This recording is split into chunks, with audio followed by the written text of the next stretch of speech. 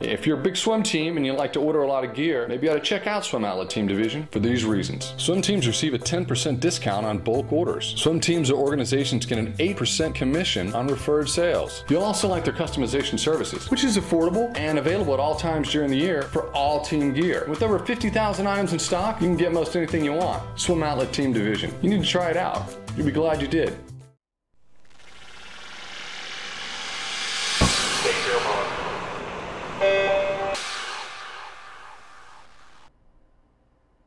This is the Morning Swim Show for Wednesday, December 11th, 2013. I'm your host, Tiffany Elias.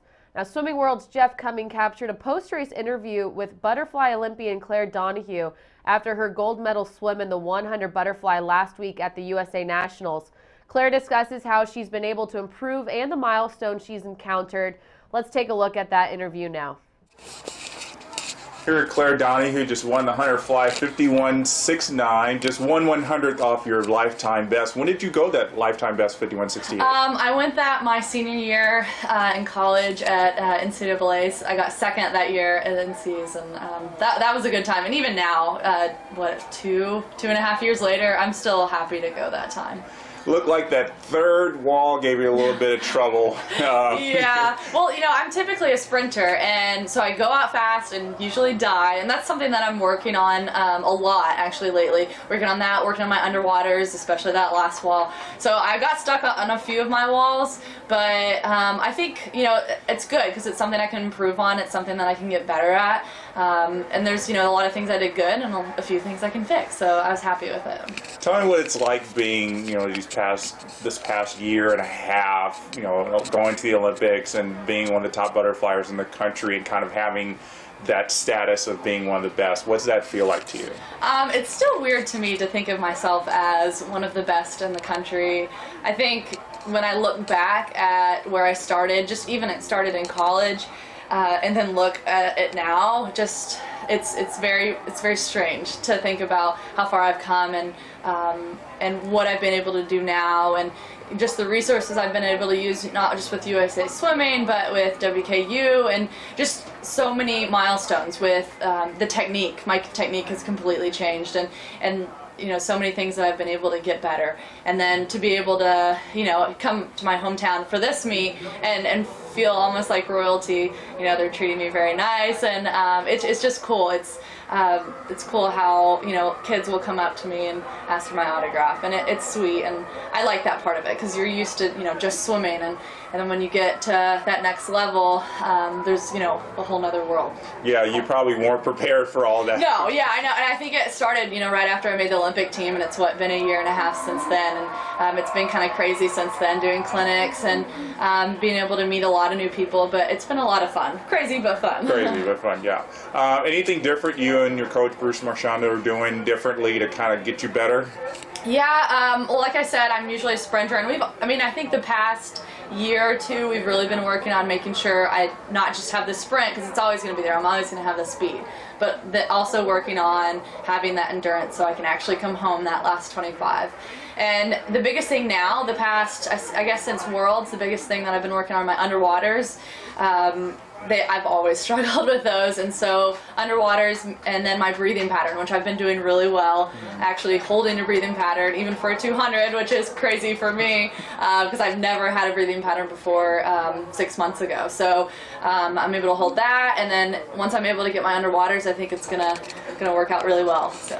Well, tell about that breathing pattern. What does having a breathing pattern help you do? Well, you know, I always used to think that I didn't need one, that, you know, a lot of flyers don't have a breathing pattern, especially for the 200, but it's helped me with a lot of kind of technical things when when my hips kind of drop and I am kind of dying and kind of just pushing through the water. When I keep that breathing pattern, and when I don't breathe that, I breathe 2 up, 1 down, and so when I breathe out or keep my head down that 1 stroke, it helps me a ton. It helps keep my body in line, which is important for butterfly. So I think that's one of the biggest things that just kind of helps me keep going instead of actually dying.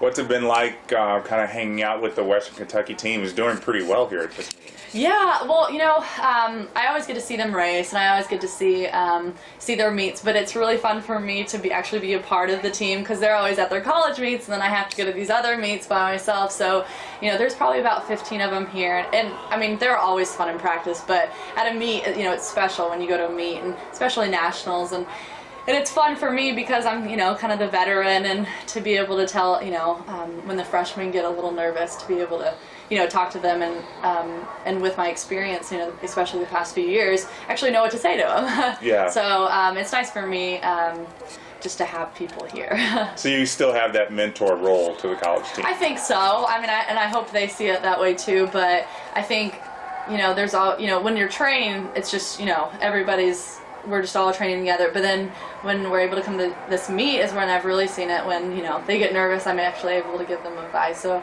I'd say, yeah, I'm able to mentor them a little bit.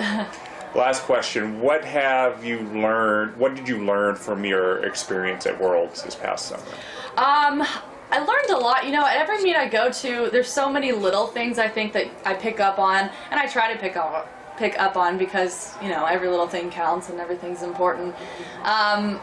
But this past summer, I think the biggest thing, there are a lot of little ones that really added up. I think the biggest thing for me was just to have fun, and I think that's at every meet that I've been trying to do more and more of. That, you know, it's a huge, Worlds, you know, for me is like probably the second to the Olympics, and you want to do well, and you always want to perform at your best, and sometimes you get disappointed. And I think if you just try to have fun with it, and, you know, no matter what you're able to do, just enjoy where you are, what you're doing, the people that are around you. I think that's the thing that I learned this summer, is that when you have fun with it, have fun with the racing, have fun with the people, it doesn't matter what you do. It's just fun. Yeah, looks like you're having fun still. I am having That's a lot very of fun. important. Cool. Thanks a lot, Claire. All right, thank you. Well, .01 off her best time. That's about as close as it gets. That's Claire Donahue. Thanks for watching today's morning swim show. I'm Tiffany Elias. We'll see you tomorrow.